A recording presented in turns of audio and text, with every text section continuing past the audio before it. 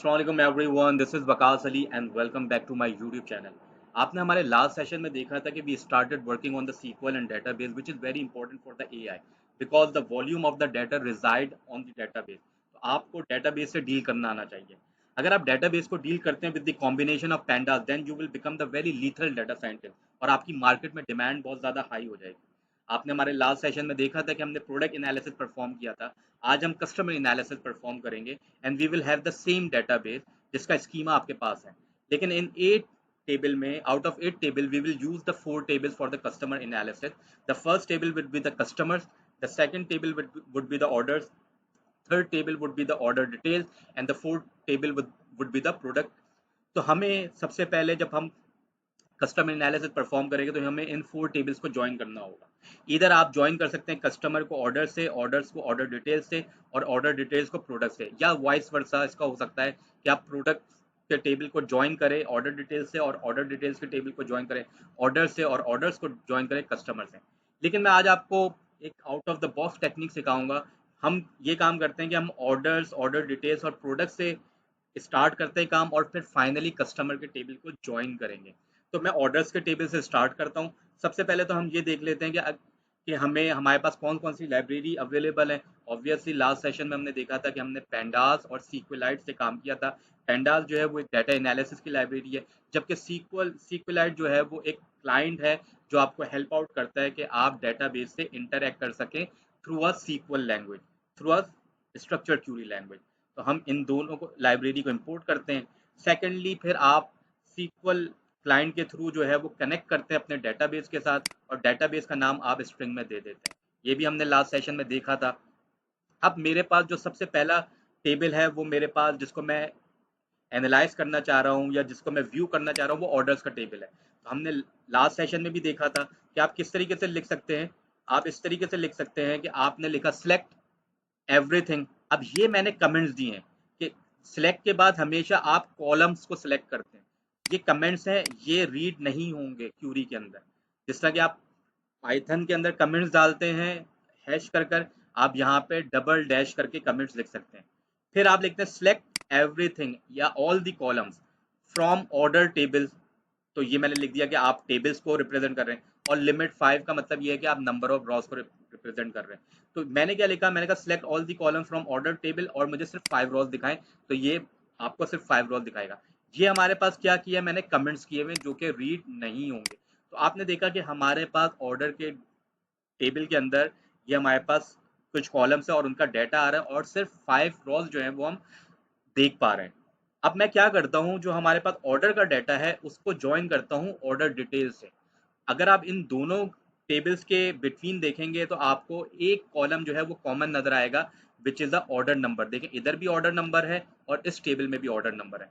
तो हम क्या करेंगे, लास्ट सेशन में आपने देखा था कि हमने दूसरे टेबल से जब डाटा निकाला था तो हमने सब क्यूरी लिखी थी।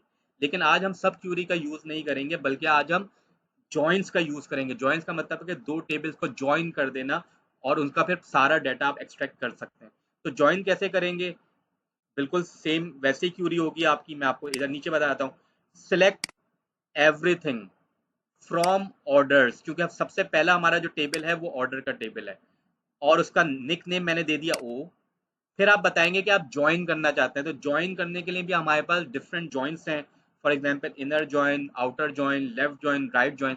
लेकिन जो मोस्ट कॉमनली जॉइन होता है वो इनर जॉइन होता है। इनर जॉइन का मतलब ये होता है कि आपके अंदर जो यहाँ पे जो कीज आ रही हैं या नंबर्स आ रहे हैं वो इधर भी अगर होंगे तो वो सिर्फ जॉइंट्स होंगे। फॉर एग्जांपल अगर यहाँ पे ऑर्डर नंबर 1 है और यहाँ पे ऑर्डर नंबर 1 है तो ये दोनों रॉज ज्वाइन हो जाएंगी। लेकिन अगर यहाँ पे ऑर्डर नंबर 7 है और इधर ऑर्डर नंबर 7 नहीं है तो ये रॉज ज्वाइन नहीं होंगी। तो सिर्फ वही डाटा आएगा जो इंटरसेक्ट कर रहा होगा। इंटरसेक्ट का मतलब ये है कि वो दोनों में कॉमन होगा तो सिर्फ वही डाटा आएगा। ऐसे जॉइंट्स को हम इनर जॉइन कहते हैं। तो मैंने यहाँ पे लिख दिया कि सिलेक्ट एवरीथिंग फ्रॉम ऑर्डर्स, यानी कि table number 1 which is the order table. उसका निक नेम मैंने रखा ओ और मैंने कहा इनर ज्वाइन कर दे ऑर्डर डिटेल्स के साथ। ऑर्डर डिटेल्स जो हमारा नेक्स्ट नेक्स्ट हमारा टेबल है ऑर्डर डिटेल, और इसका नाम मैंने रख दिया ओडी। अब आपने लास्ट सेशन में देखा था जब हम सब क्यूरी कर रहे थे तो हमने वेयर के क्लॉज के साथ ज्वाइन किया था कि हमने लिखा था कि where this table columns is equal to that table column. लेकिन जब आप ज्वाइन लगाते हैं तो आप जो कीवर्ड लिखते हैं वो ऑन का लिखते हैं। तो याद रखिएगा कि ज्वाइनिंग के वक्त जब भी आप कीवर्ड यूज करेंगे वो ऑन का यूज करेंगे। अच्छा, कुछ लोग ये पूछ रहे थे कि कहीं कीवर्ड स्मॉल में है, कहीं कीवर्ड कैपिटल में है, तो ये आपकी चॉइस है कि आप स्मॉल में लिखें या कैपिटल में लिखें। फॉर एग्जांपल आप इसको स्मॉल में भी लिख सकते हैं, सिलेक्ट, इस तरीके से भी कोई इशू नहीं है, आप लिख सकते हैं। ये सीक्वेलाइट जो है इसको मैनेज कर लेता है। तो मैंने लिखा select everything from both the table, table number 1 which is the left table, क्योंकि ये पहले आ रहा है तो ये आपका लेफ्ट टेबल हो जाएगा। और मैंने कहा इनर ज्वाइन करें राइट टेबल, राइट टेबल का मतलब है ऑर्डर डिटेल। तो हमारे दो टेबल ज्वाइन होते हैं, एक टेबल लेफ्ट टेबल कहलाता है, एक टेबल राइट टेबल कहलाता है। इन दोनों के बीच में जो ज्वाइनिंग की कंडीशन है वो इनर ज्वाइन है। इनर ज्वाइन का मतलब है जब दोनों में दोनों वैल्यूज कॉमन होंगी। फिर आप बताते हैं बेसिस ऑन, ओ का मतलब क्या है यहाँ पे, ऑर्डर्स। देखें ऑर्डर्स को मैंने ओ का है, ओ के अंदर जो ऑर्डर नंबर का कॉलम है वो मैच हो जाए ऑर्डर डिटेल्स, और ओडी का मतलब है ऑर्डर डिटेल्स, ऑर्डर डिटेल्स के ऑर्डर नंबर से। और फिर आप मुझे सारे के सारे कॉलम्स दे दें।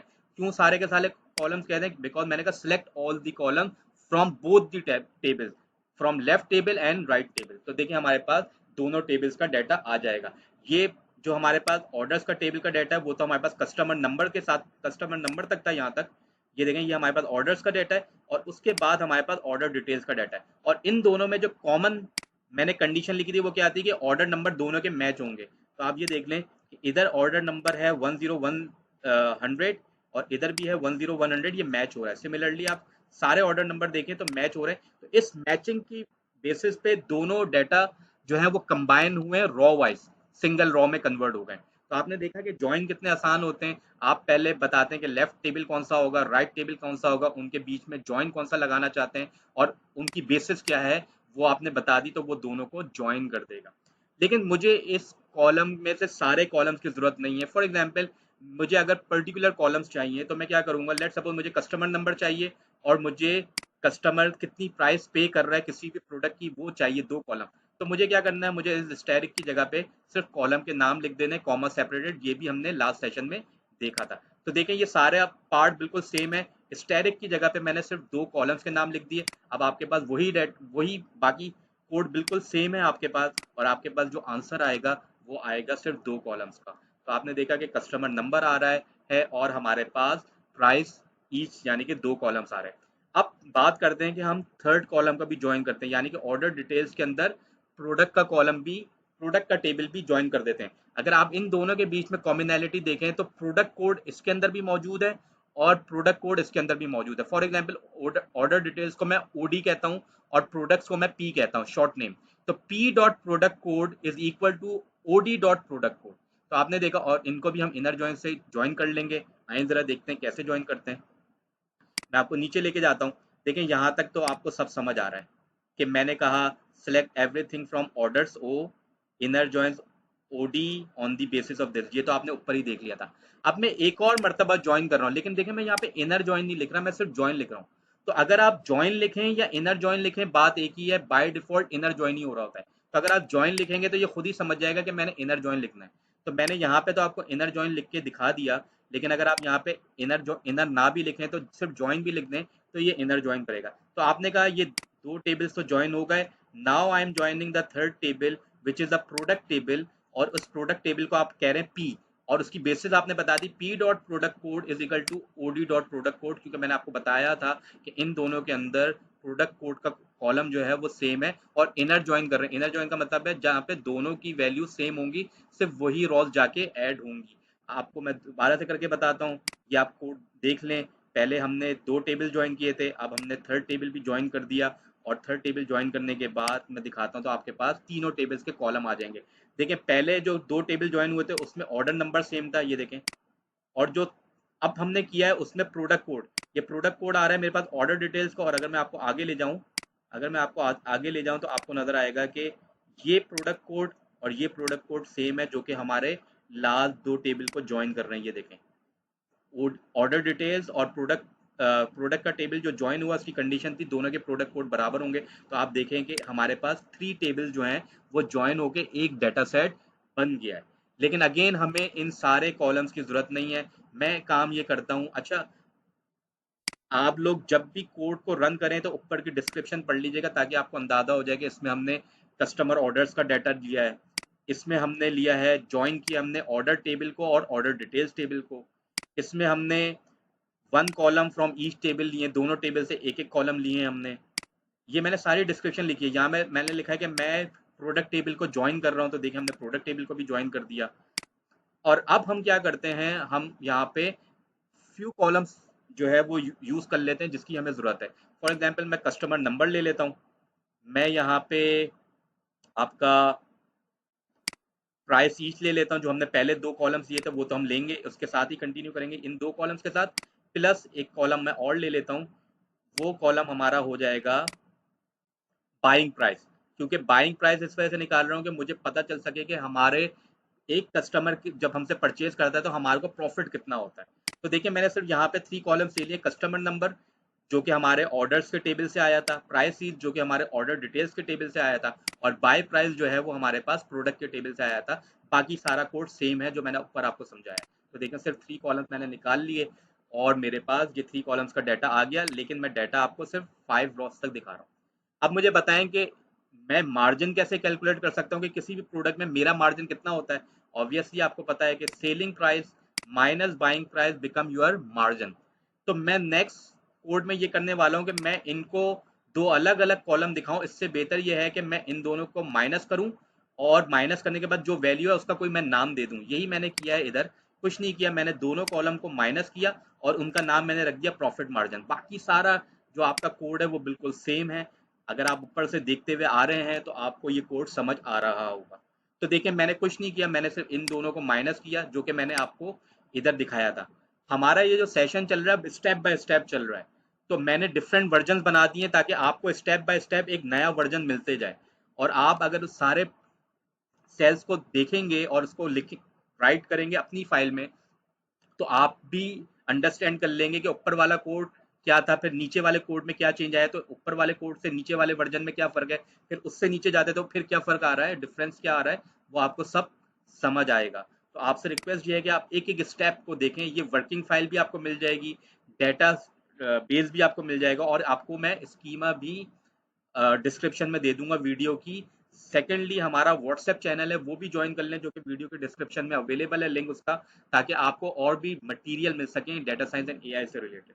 तो आपने देखा कि हमने प्रॉफिट मार्जिन निकाल लिया है, लेकिन मुझे ये कैसे पता चलेगा कि मेरा टोटल प्रॉफिट कितना आया है। टोटल प्रॉफिट तो जब मैं देखूंगा कि मैंने इस रेट पे कितनी क्वांटिटी सेल करी है या इस रेट पे कितनी क्वांटिटी सेल करी है। तो आप देखिए मेरे पास एक और कॉलम है क्वांटिटी ऑर्डर का, जो कि ऑर्डर डिटेल्स के अंदर था। अब क्योंकि मेरे पास ये तीनों टेबल जो है वो ज्वाइन हो चुके हैं, तो मुझे ये सारे कॉलम्स अवेलेबल हैं। मुझे ये सब कॉलम अवेलेबल है क्योंकि मेरे ये तीनों टेबल ज्वाइन हो चुके हैं। तो क्वांटिटी ऑर्डर निकालना कौन सी मुश्किल बात है। मैंने क्या किया, मैंने कुछ नहीं किया, ये सारा कोड मैंने सेम रखा और सिर्फ एक कॉलम का मैंने इजाफा कर दिया जिसका नाम मैंने रख दिया क्वांटिटी ऑर्डर। बाकी पूरा कोड जो है वो सेम है, और मैंने लिख भी रहा हूँ कि मैं ऐड कर रहा हूँ कॉलम को जिसका नाम है क्वांटिटी ऑर्डर। ये मुझे कहाँ से मिल रहा है, ऑर्डर डिटेल्स के टेबल से। क्योंकि मैंने नीचे सारे टेबल्स को ज्वाइन किया हुआ है, तो मैं सारे कॉलम्स को एक्सेस कर सकता हूँ तीनों टेबल के। और देखें मैंने यहाँ पे ऑर्डर क्वांटिटी ऑर्डर का भी कॉलम ऐड कर दिया। अब मुझे क्या करना है, मुझे टोटल प्रॉफिट निकालने के लिए क्या करना पड़ेगा, this value multiply by this value. ये वैल्यू मुझे कैसे मिल रही है, price each minus buying price multiply by this value. तो मेरे पास क्या आ जाएगा, टोटल प्रॉफिट आ जाएगा। सिंपली मुझे क्या करना है, मुझे इन दोनों कॉलम्स को रिमूव करना है, और इन दोनों कॉलम्स की जगह पे मैंने क्या करना है, this value this whole value multiply by this value. तो मेरे पास क्या आ जाएगा, टोटल प्रॉफिट आ जाएगा। यही काम मैंने नीचे किया है, और मैंने आपको बताया हुआ है कि मैं प्रॉफिट कैलकुलेशन कर रहा हूँ। तो मैंने क्या किया, price each minus buying price multiply by quantity order, और उसका नाम मैंने रख दिया प्रॉफिट। बाकी पूरा का पूरा कोड आपके सामने सेम है। तो आपके पास इन दोनों की मल्टीप्लीकेशन के बाद एक कॉलम ऐड हो गया जो कि मैंने नाम उसका रख दिया प्रॉफिट। तो इन दोनों की मल्टीप्लिकेशन का नाम मैंने रख दिया प्रॉफिट। तो ये प्रॉफिट, इसका फॉर्मूला मैंने इधर लिखा हुआ है, आप देख भी सकते हैं, सिंपल मैथ्स है। Price selling price minus buying price multiply by quantity order. तो ये इसका नाम मैंने रखा है प्रॉफिट। तो आपने देखा कि आपने प्रॉफिट भी निकाल लिया। एक और चीज़ आप याद रखिएगा कि जब आप ज्वाइन कर रहे हो तो ज़रूरी नहीं है कि पहले आप, जब आप ज्वाइन करें तो देखें ऑर्डर्स का कॉलम पहले आ रहा है और ओडी का कॉलम पहले आ रहा है। तो आपको जरूरी नहीं है कि आप ओ डॉट ऑर्डर नंबर लिखें। आप पहले यहाँ पे लिख भी सकते थे ओडी डॉट ऑर्डर नंबर, और यहाँ पे आप लिख सकते थे O dot order number. Similarly यहाँ पे आप ये चीज इधर ले आए और ये पार्ट इधर ले आए, कोई फर्क नहीं पड़ता, क्योंकि बेसिस बता, जब आप बेसिस बता रहे होते तो इससे ये फर्क नहीं पड़ता कि आप कौन से टेबल का नाम पहले लिखना चाहते हैं या कौन से टेबल का बाद में। आप पहले इसको इधर ले आए, इसको उधर ले आए, कोई फर्क नहीं पड़ता। इधर आप देखें कि जो ये हमारा थर्ड टेबल है उसको मैंने पहले डिफाइन किया है, और जो मेरा सेकंड टेबल है उसको मैंने बाद में डिफाइन किया। जबकि इधर अगर आप देखें तो मैंने फर्स्ट टेबल को पहले डिफाइन किया और सेकंड टेबल को बाद में, लेकिन यहाँ पे थर्ड टेबल पहले डिफाइन कर रहा हूँ, पी माने प्रोडक्ट का टेबल, और मैं सेकंड टेबल को यहाँ पे बाद में डिफाइन कर रहा हूँ, तो इससे कोई फर्क नहीं पड़ता। आपने देखा कि हमारे पास प्रॉफिट कैलकुलेशन आ गई, लेकिन मैं ये देखना चाहता हूँ कि मेरे कस्टमर रिपीट हो रहे हैं। देखें 363 एक कस्टमर है, उनका ये टोटल, उनसे हमारे को ये प्रॉफिट हुआ, उन्होंने एक मरतबा दोबारा शॉपिंग करी तो ये किया, तो ये हमारे पास 363 का एक सिंगल कस्टमर का डाटा है। इसी तरीके से आप देखें नीचे 119 का हमारे पास मल्टीपल डाटा है, और बीच में और भी डाटा है, तो हमारे पास टोटल तक ऑलमोस्ट 3000 रॉस का डाटा है। लेकिन मैं ये देखना चाहता हूँ कि एक कस्टमर से टोटल प्रॉफिट कितना होता है, तो मुझे क्या करना पड़ेगा। आप लोग पॉज करके मुझे कमेंट्स में बताएं। मुझे ग्रुप करना होगा कस्टमर नंबर्स के बेसिस पे, कि मैं जब ग्रुप कर दूंगा तो 363 का ये पूरा ग्रुप बन जाएगा। और फिर मैं क्या करूंगा, जब भी आप ग्रुप करते हैं तो आप कोई एग्रीगेट फंक्शन यूज करते हैं, like sum, maximum, minimum, average.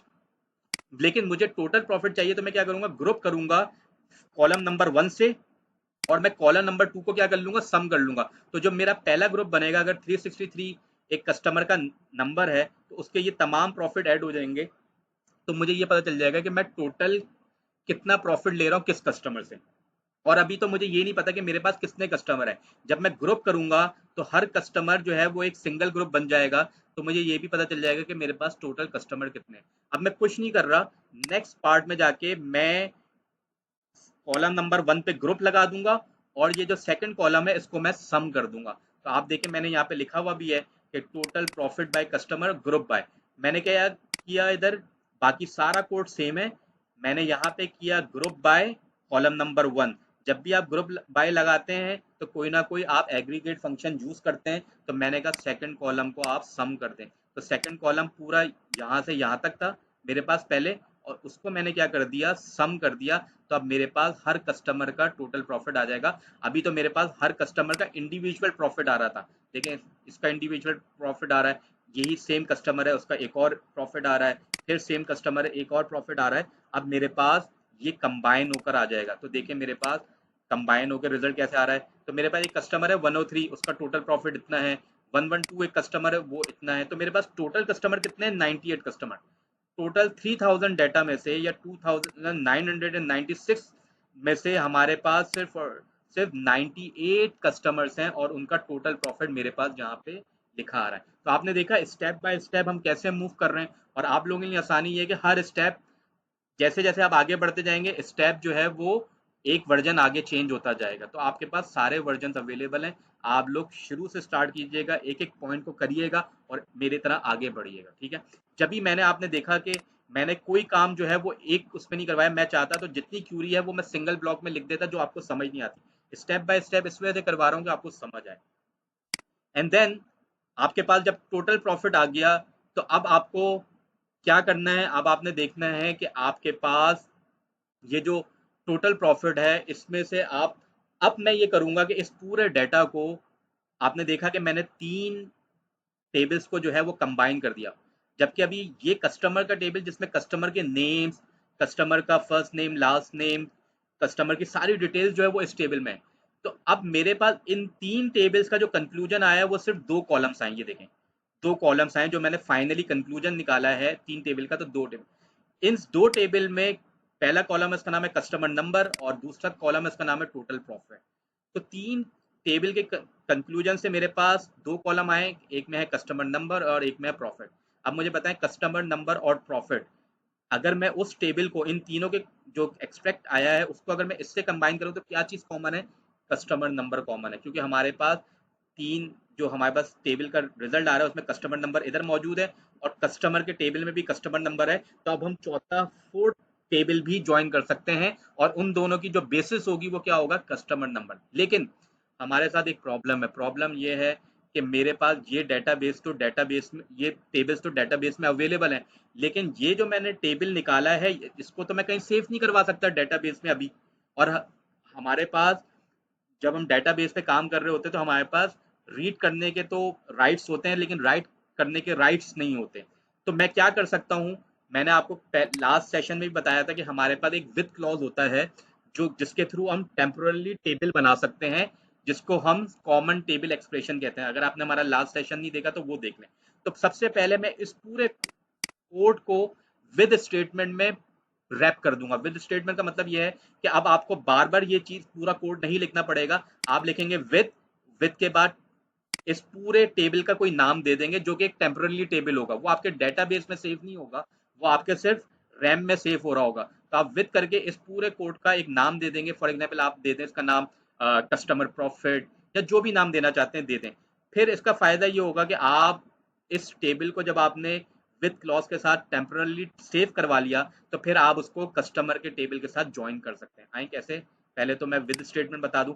देखिए मैंने क्या किया, विद और टेबल का नाम रख दिया प्रॉफिट बाय कस्टमर एज, और पूरा जो कोड ऊपर लिखा था वो मैंने सेव करवा दिया, ये देखें इधर। अब इसी क्यूरी के अंदर इस पूरे कोड का नाम क्या दिया मैंने, प्रॉफिट बाय कस्टमर दे दिया। तो देखिए मैंने लिखा भी है select everything from profit by customer, यही आंसर आएगा जो ऊपर आ रहा है।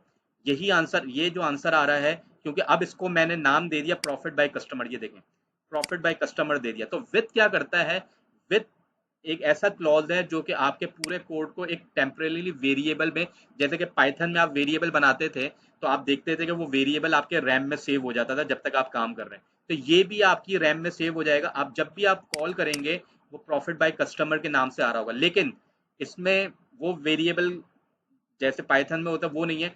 आप विद इन अ कोटेशन इसको यूज कर सकते हैं, लेकिन आप इस चीज को दूसरे सेल में जाके यूज नहीं कर सकते। With in a quotation means का मतलब है, ये देखें ये सिंगल कोटेशन के अंदर आ रहा है और मैंने सिंगल कोटेशन के अंदर ही कह दिया select everything from this data, और इसका नाम क्या था मैंने रखा प्रॉफिट बाय कस्टमर। तो देखें वही आंसर आएगा आपका। तो विद इन अ कोटेशन तो आप इसको सेव करवा सकते हैं। मैं आगे जाके इसका एक परमानेंट सोल्यूशन भी दूंगा आपको नेक्स्ट सेशंस में। लेकिन अभी आप देख रहे हैं कि आपने इस पूरे टेबल को सेव करवा दिया कहाँ पे, प्रॉफिट बाय कस्टमर। अब मुझे क्या करना है, मुझे अब इधर तो सिर्फ मैंने आपको सिलेक्ट करके बताया है कि मैं इस तरीके से सिलेक्ट कर सकता हूँ। नेक्स्ट कोड में हम ये करने वाले हैं कि हम कस्टमर टेबल से ये तीनों टेबल का जो रिजल्ट आया है, यानी कि ये जो रिजल्ट आया है आपके पास, इसको कंबाइन करने वाले हैं। कैसे, यहाँ तक तो पार्ट आपका सेम रहेगा और हम यहाँ पे लिखेंगे दोनों टेबल्स के नाम। तो मैंने क्या लिखा है, सिलेक्ट एवरीथिंग फ्रॉम कस्टमर्स, ये आ गया कस्टमर का टेबल जिसको हमने नाम दिया सी। और मैंने कहा ज्वाइन कर दो, कौन सा ज्वाइन कर दो, इनर ज्वाइन कर दो। कौन से टेबल से, प्रॉफिट बाय कस्टमर के टेबल से आप ज्वाइन कर दें। उसका नाम मैंने रखा पीसी। और इन इस टेबल में और कस्टमर के टेबल में कौन सी चीज कॉमन थी, कस्टमर नंबर। आप देख लें कस्टमर नंबर आपका इस टेबल में आ रहा है जो कि आपका प्रॉफिट बाय कस्टमर का हमने टेम्पररी टेबल बनाया है। इन दोनों को हमने क्या किया, ज्वाइन करवा दिया। किस बेसिस पे, पीसी का मतलब क्या है, प्रॉफिट बाय कस्टमर। मैंने आपको पहले भी कहा था कि आप सेकंड टेबल को पहले लिख दें या आप फर्स्ट टेबल को पहले लिख दें, कोई फर्क नहीं पड़ता। इधर मैंने सेकंड टेबल को पहले लिखा है, फर्स्ट टेबल को बाद में लिखा है, ज्वाइनिंग कंडीशन लगा दी। अब क्या होगा, कस्टमर का सारा डाटा आएगा मेरे पास, और इन तीनों टेबल्स को जो ज्वाइन करके हमारा रिजल्ट आया था वो दो कॉलम्स ही आए थे, वो दो कॉलम्स आएंगे। तो मैं आपको जरा रन करके दिखाता हूँ। देखिए कस्टमर का सारा डाटा आ गया, कस्टमर नंबर से लेके यहाँ तक मेरे पास सारा डाटा आ गया, और क्रेडिट लिमिट तक। ये देखें क्रेडिट लिमिट तक मेरे पास डाटा आ गया, कस्टमर नंबर से लेके क्रेडिट लिमिट तक।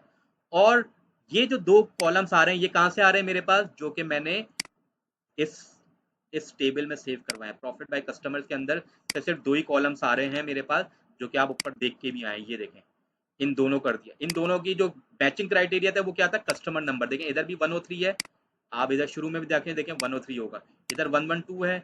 तो इन दोनों की जो ज्वाइनिंग हुई है वो भी 112 पे हुई है। लेकिन मुझे इस सारे कॉलम्स की जरूरत नहीं है, मैं इनमें से सिर्फ फ्यू कॉलम्स का यूज करूंगा। वो कौन कौन से कॉलम्स होंगे, नेम्स ले लेते हैं। फॉर एग्जाम्पल कस्टमर का कॉन्टैक्ट नेम ले लेते हैं, लास्ट नेम ले लेते हैं, कस्टमर का जो है कॉन्टैक्ट फर्स्ट नेम ले लेते हैं, सिटी ले लेते हैं कि किस सिटी से बिलोंग करते हैं, किस कंट्री से बिलोंग करते हैं, और फिर टोटल प्रॉफिट ले लेते हैं। ठीक है, ये चार पांच कॉलम ले लेते हैं।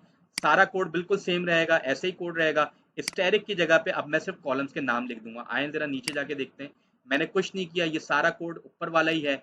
सिर्फ यहाँ पे मैंने क्या किया, सारे कॉलम्स को मैंने रिमूव करके सिर्फ फ्यू कॉलम्स का ले लिया डाटा। अब देखें आपके पास डाटा कितना खूबसूरत आ रहा है।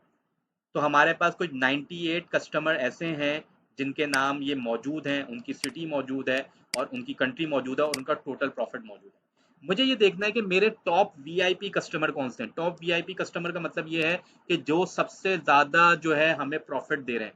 तो हमें क्या करना पड़ेगा, हमें अपने पूरे डाटा को ऑर्डर करना होगा लास्ट कॉलम से। लास्ट कॉलम का मतलब ये है कि टोटल प्रॉफिट।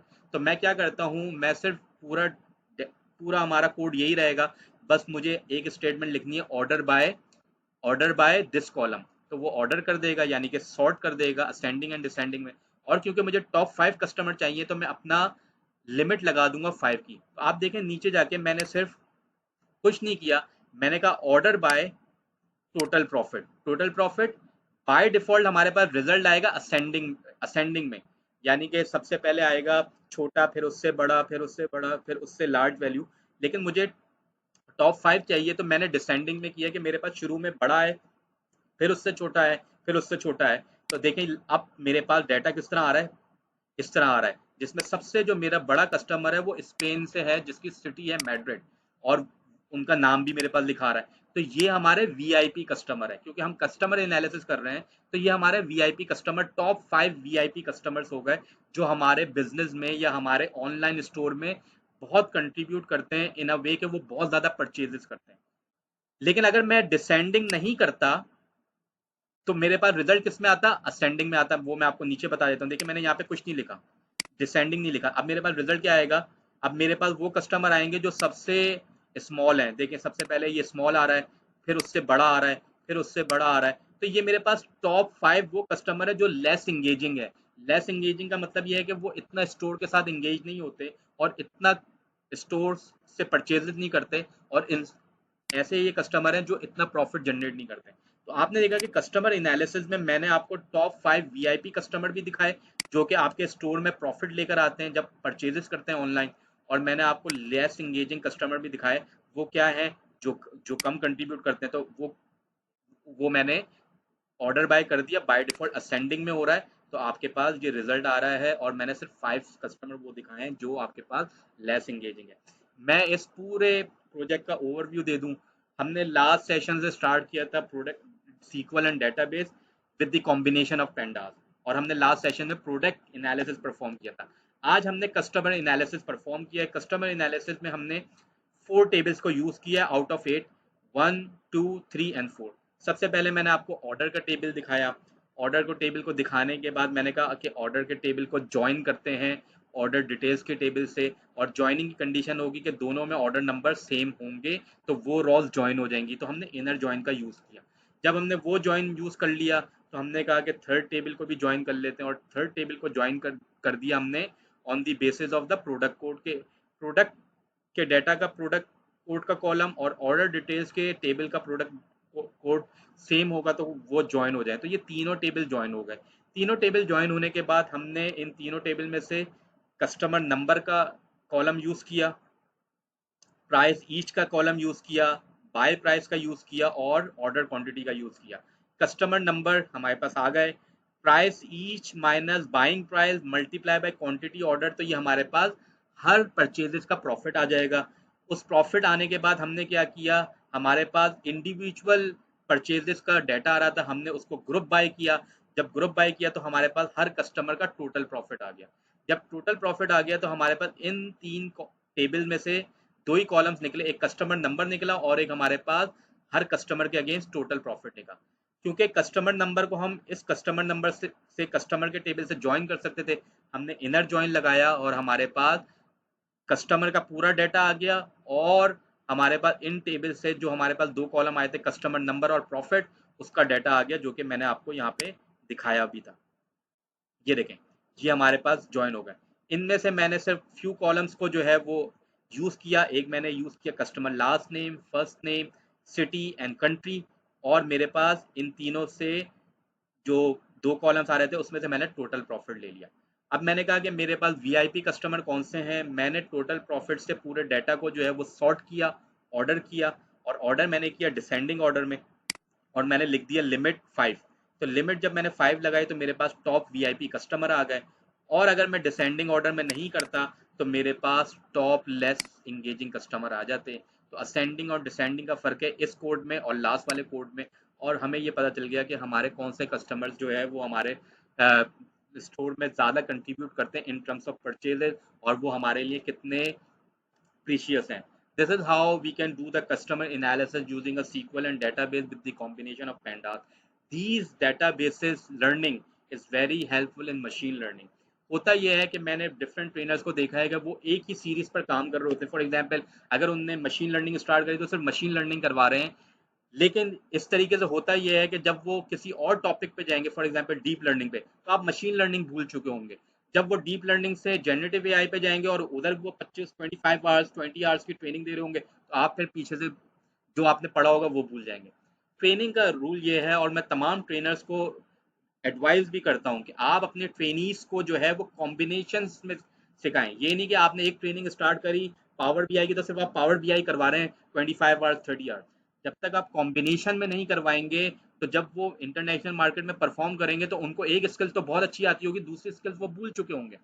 तो आप उनको कभी मशीन लर्निंग और डेटाबेस के कॉम्बिनेशन से करवा दें, machine learning deep learning combination से करवाएं, मुख्तलिफ कॉम्बिनेशन से करवाएं। अभी आप हमारे पास भी देखेंगे कि हमारी कोई भी सीरीज जो है वो एंड नहीं हुई है, क्योंकि हम सारी सीरीज को कॉम्बिनेशन के साथ कर रहे हैं। फॉर एग्जाम्पल आज हमने डेटाबेस को यूज़ किया, हो सकता है नेक्स्ट जो हम आप हमारी ट्रेनिंग देखें उसमें मशीन लर्निंग और डेटाबेस मिक्स होकर आ रहे हों, या डीप लर्निंग और डेटाबेस मिक्स होकर आ रहे हों, APIs and web scrapping mix होकर आ रहे हों। तो हमारी कोई भी सीरीज अभी तक एंड नहीं हुई है, और ना वो एंड होगी, क्योंकि हम कॉम्बिनेशन में आपको इस ट्रेनिंग दे रहे हैं, ना कि हम ये कि आपको एक पूरी सीरीज कंप्लीट करवाएं फिर दूसरी सीरीज में जाए फिर तीसरी सीरीज में जाए, जो कि बहुत ही बैड वे है टू गिव द ट्रेनिंग। आप लोगों से रिक्वेस्ट ये है कि ये वर्किंग फाइल आपको मिल जाएगी, डेटा बेस आपको मिल जाएगा, डेटा बेस स्कीमा आपको मिल जाएगा। आप एक एक सेल को समझें, उसको अपनी फाइल पे रन करें, अपना पोर्टफोलियो बनाएं।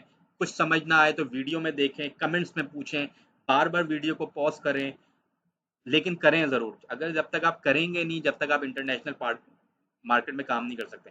और जिसने डेटाबेस और पैंडास के कॉम्बिनेशन से काम करना सीख लिया, तो I can bet you can become the lethal data scientist. Hope you understand everything. अगर आपके कोई क्वेश्चन हो तो आप कमेंट्स में पूछ सकते हैं। इसको आप शेयर करें ज़्यादा से ज़्यादा।